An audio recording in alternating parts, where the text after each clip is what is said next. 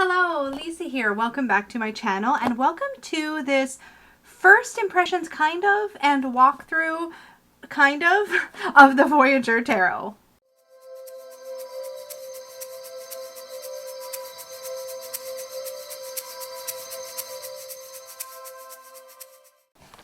Okay, so there's a story with me in this deck, and the entire reason that I picked this deck up is because of that story. So I'm going to share a little bit about that, and then we're going to do a bit of a walkthrough through this deck.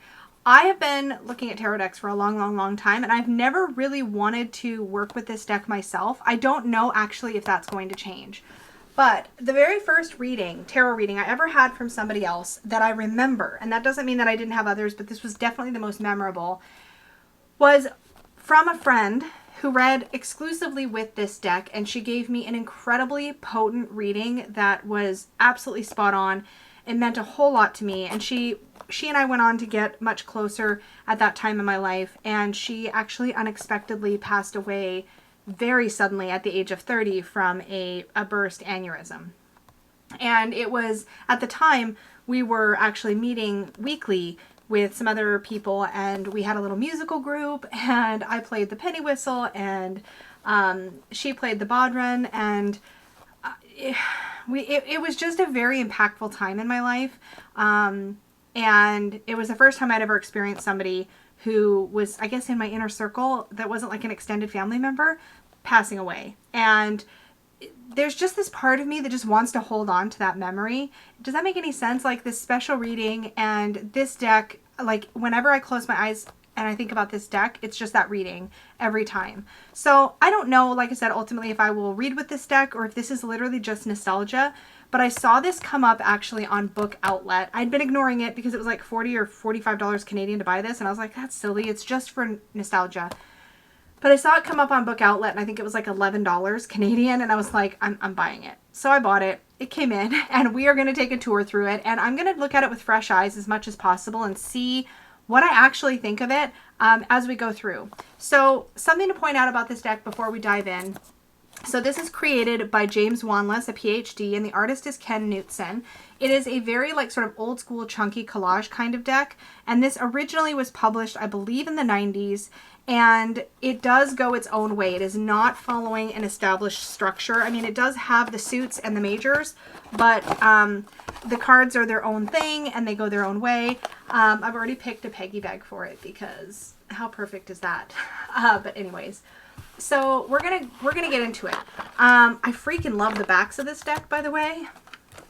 So they came in this tray. I've already taken them out of their plastic. I took a quick look through, but I saved actual impressions for you guys. Aren't you feeling lucky? Now there are other books as well that you can get that talk more about this deck. I don't know.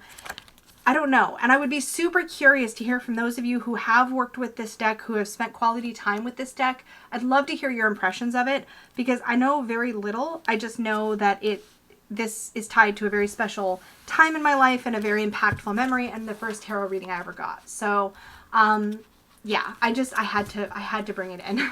All right, we are going to zoom in. We're going to look at the artwork. Now, I will say I didn't used to be a collage deck person, but collage decks have to some degree or another kind of grown on me. So we'll see. We're going to zoom in, and with the tarot knowledge that I have today, I guess, see what I see in these cards, just with my own knowledge of the tarot, and we'll go from there. So we're starting off with the Fool. This baby doll image kind of creeps me out a little bit. It does remind me a little bit of like the My Buddy dolls or Chucky. It just does. It's hard for me to not see that. But what I do find really interesting is that it says Fool Child here. I do feel like there's a lot of possibility represented in this card. I feel like I love that there's this like fetus kind of image here in the background. It's very much that birth, that seed. And it almost looks like this is where the sun would be, which is really interesting. And there's all these birds in the front. I feel like this is one of those decks that potentially when you pull it, you might hone in on a different part of the image each time. The Magician. I do like this. I like the beams of light here, and this like that feels like magic, and the fireworks that feel like that like light magic, that actual like sending out energy from your hands kind of magic, if that makes any sense. But then also there's this like ancient stone kind of feeling here with carvings that kind of you're tapping into something older. So that's really cool. I don't see necessarily the whole four elements represented. I'm sure they're here, but it's such a busy card. It's hard for me to kind of hone in. I do think this is a deck that I would not want to trim, simply because I feel like this artwork definitely needs a container. This looks up here actually like a little Herkimer diamond up in the corner. I feel like when I've ordered some readers. I'll tell you guys more about reading glasses. I'll tell you guys more about that at some point if I haven't already. I don't know when this video is going up on the channel. I feel like if I had reading glasses, it would be easier to pick out some of the details in the card. I definitely love, look at this, the Priestess versus the Magician. The cool colors here, the blues and then the reds. You definitely get that sort of masculine, feminine energy, which I do appreciate that and notice that. This I love. I love that she's sort of, this figure here sort of has the moon as the crown. I love the sort of columns here, the owl, the dolphin, and the water behind. This one, I really enjoy this image. I feel like there's a lot to, again, hone in on. I love that. The Empress. Yeah, this feels very Empress to me. So maybe the imagery is growing on me. I love this like lunar eclipse in the background. The little brook, the field. Yeah.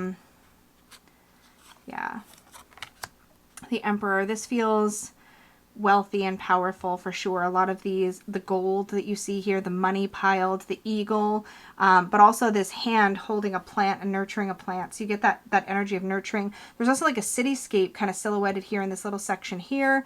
Another more modern building there. The Hierophant. So far, I don't feel like this is deviating too much from what I understand of the tarot. I love that we have an elephant here in the Hierophant card. We still get this sort of imposing figure in the center. We definitely get this feeling of tradition and things passed down through lineage. The Lovers. This is fun.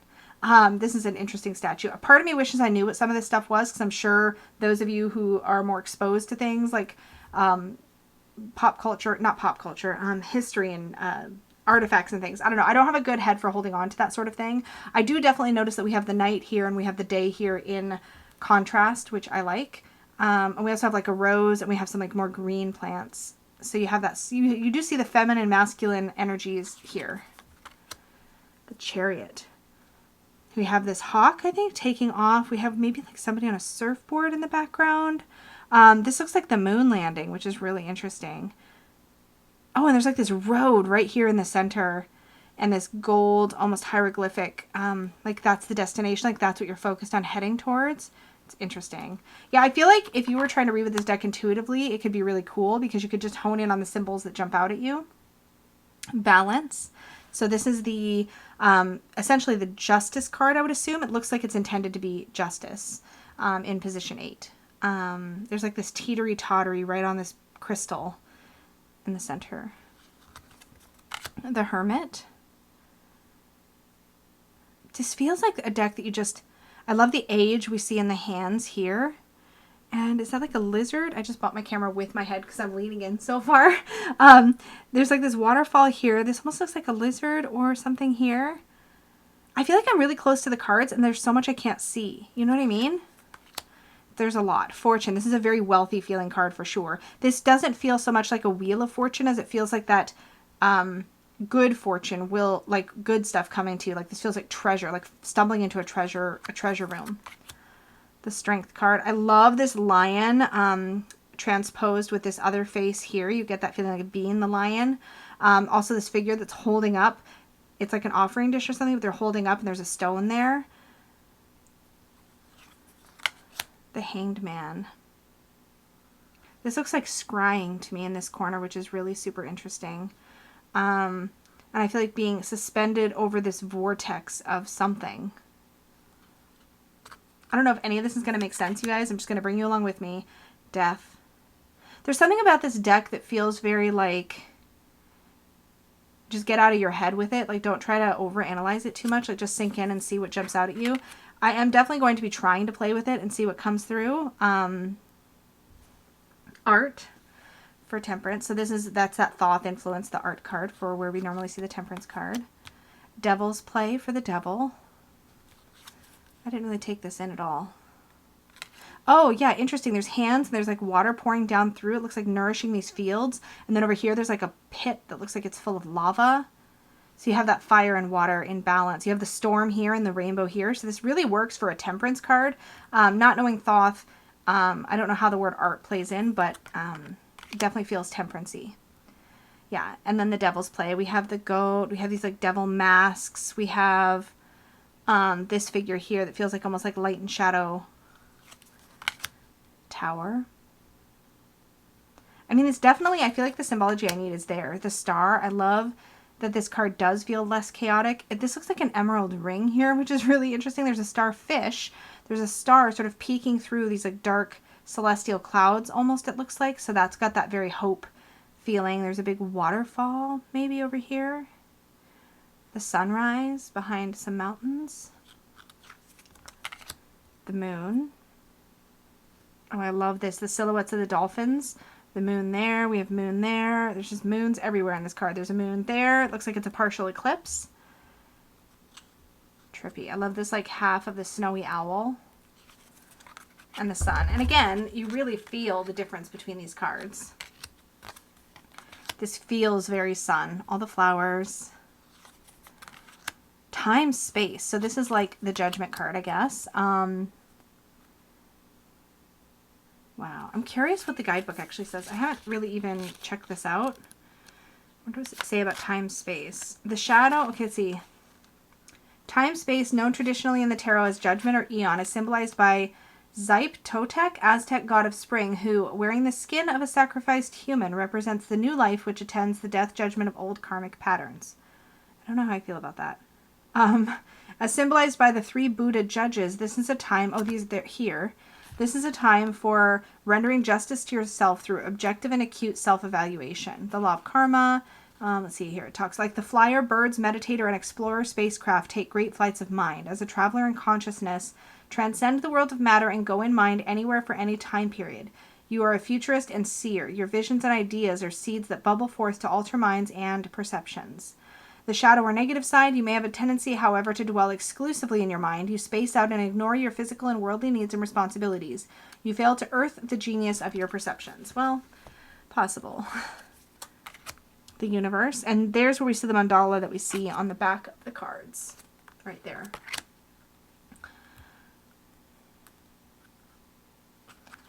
Okay, so now we're in crystals. And I don't know what suit as far as elements the crystals are, so let's just see. I'm going to try to put this in context with my like Rider-Waite-Smith information, and we'll see. So crystals is earth, cups is water, worlds is swords, and then wands are fire, if I'm reading this little chart correctly, because they've got it associated with the playing card suits. So crystals are diamonds, which is usually pentacles, cups are hearts, worlds are spades, which are usually swords, I think. Clubs? Oh no, clubs are usually wands. Oh, I'm so confused. Okay, let's see. Let's see if it says anything about the elemental. Okay, crystals are the mind. Okay. So like the swords? Oh boy, this is going to be tough because it's kind of its own system. So let's see if this works for the mind. And we'll go from there. So Ace of Crystals for brilliance. That works. I do like the idea of crystals for the suit of air or the suit of mind because they've got that airy air quality, I guess, for lack of a better way to express it, the clarity that I feel like comes. So we have equanimity for the 2 of crystals.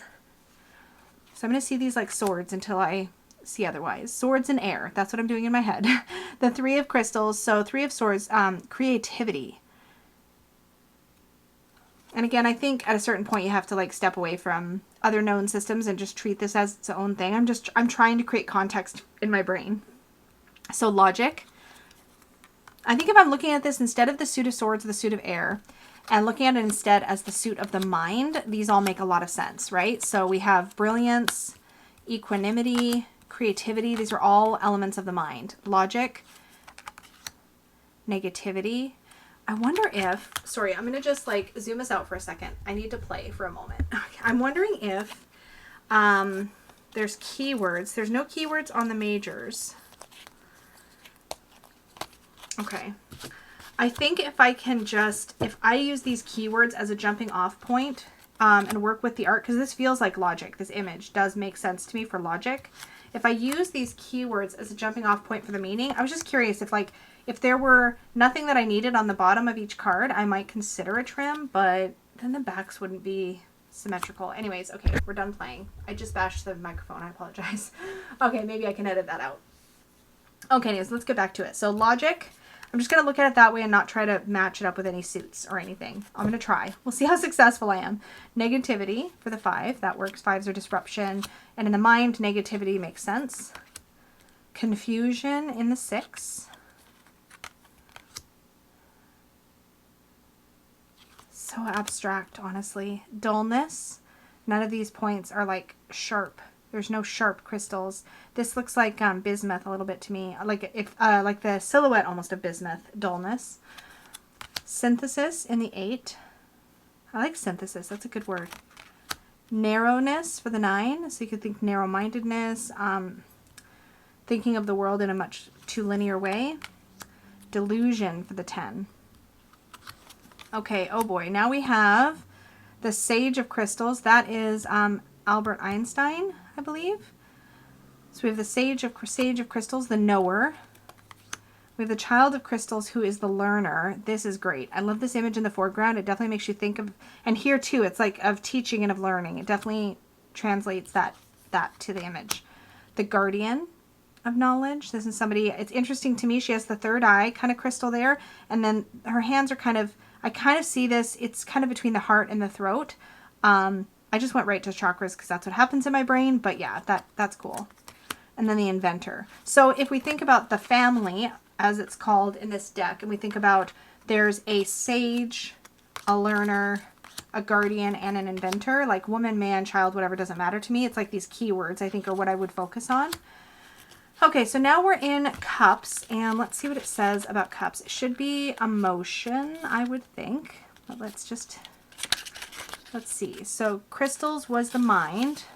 Cups is emotions. Okay, so we have the Ace of Cups, ecstasy. The Two of Cups, equilibrium. What was the Two of Crystals again? The Two of Crystals was equanimity. Oh, equanimity, and now equilibrium. Okay, cool. I thought they were similar. Twos and equilibrium, equanimity, those worked for me. The Three of Cups for love. No idea what I said that triggered her, but there we go. Anyway, Three of Cups is love. 4 is anger. Interesting, because the 4, of course, is a structured number. So I would normally see anger in the 5. But then again, if we're looking at the realm of emotion, we have love, anger, equilibrium. Yeah, I could see this being a very effective deck for reading. I'm still deciding how I feel about the imagery. I'd have to spend some time with it. Disappointment for the 5. All these like broken dishes, broken pieces. Yep, that works. Sorrow for the 6. So a deeper sadness. We have disappointment and sorrow. We're definitely covering a good gambit of emotions, which I like. If there's going to be a suit of emotions and we're taking it away from the traditional structure, I like that there is positive and negative emotions. So the 7 of Cups, fear. Stagnation for the 8 of Cups. Fulfillment for the 9. That's already my personal keyword. This is very Rider-Waite-Smith. I mean, come on. All the glasses of wine? Yeah. Okay.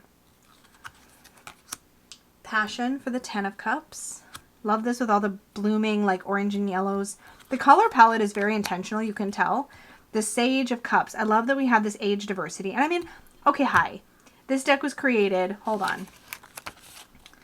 This deck was created in, this is first published in 2017. Oh, this version. This is the second edition. Oh, here we go. 1986 is the original copyright. The second edition came out in 1998.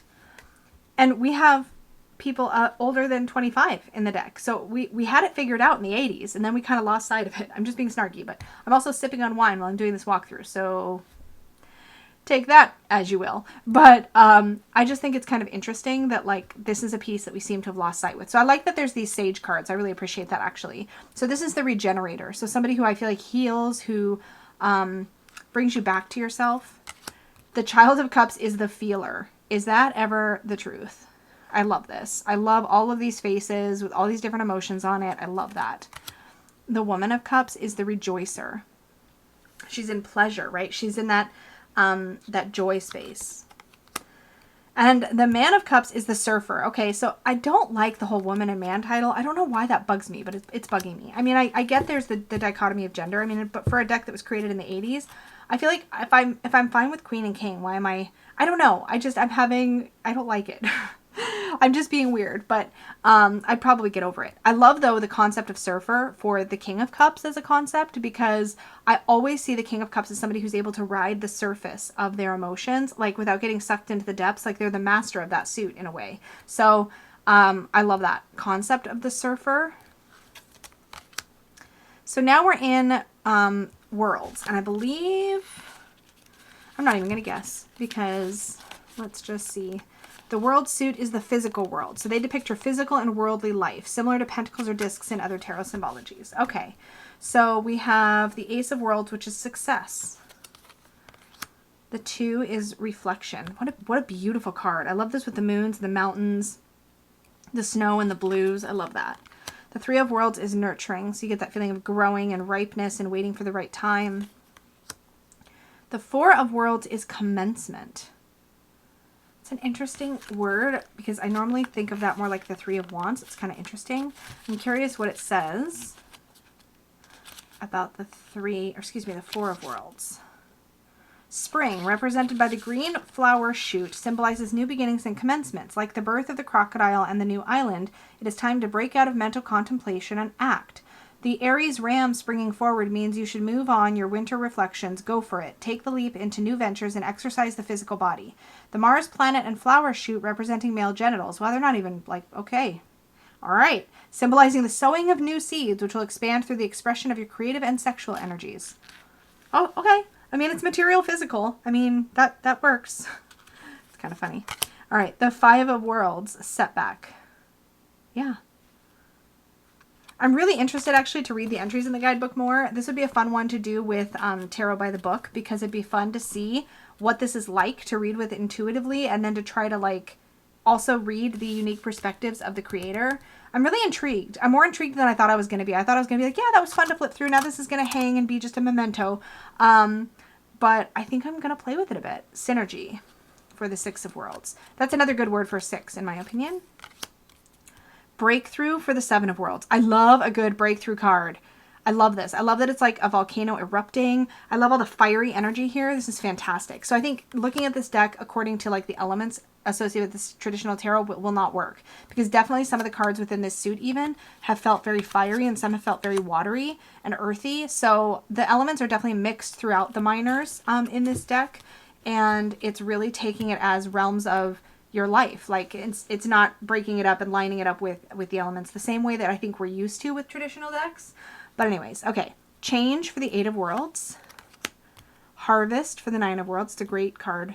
I love the little squirrel here enjoying his nut in the front. I love that. Reward for the 10 of Worlds. And then for the Sage, we have the Master. Love this. For the Child, we have the Player. That's interesting. Somebody who's just in it, right? Which I would normally associate that more with like a Page of Wands, actually. So it's just, you can tell that there is a lot of liberty taken with the system. It's its own thing. The Woman of Worlds is the Preserver. Yes, that works. And the Man of Worlds is the Achiever.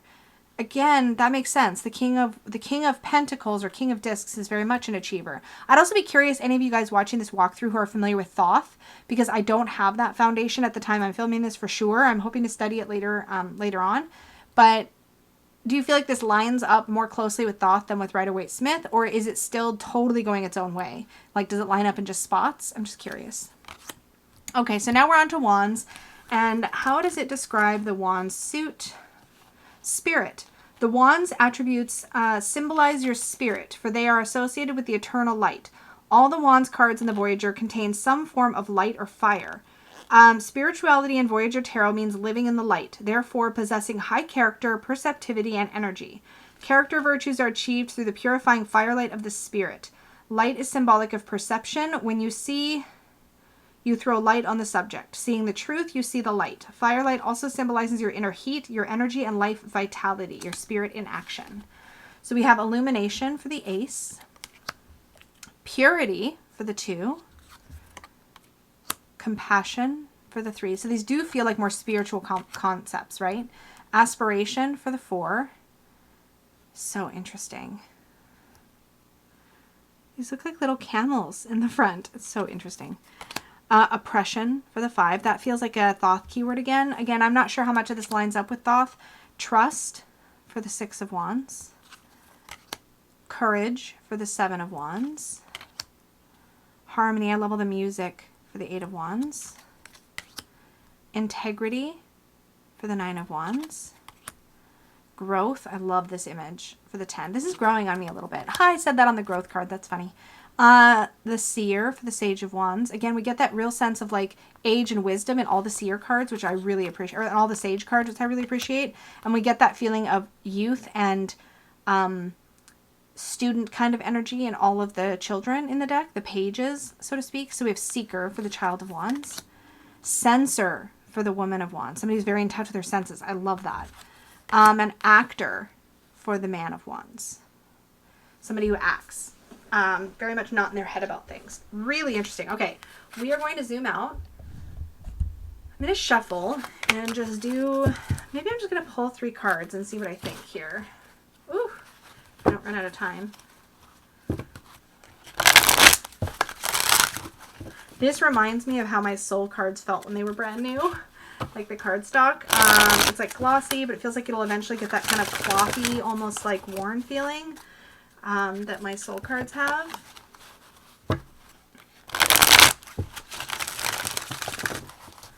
All right, I'm just going to pull 3 cards. And let me just pull them as if I was doing an energy obstacle advice, because I'm just curious. Energy, the Seeker. So somebody who's looking for something. They're ready to start a new journey, a new path.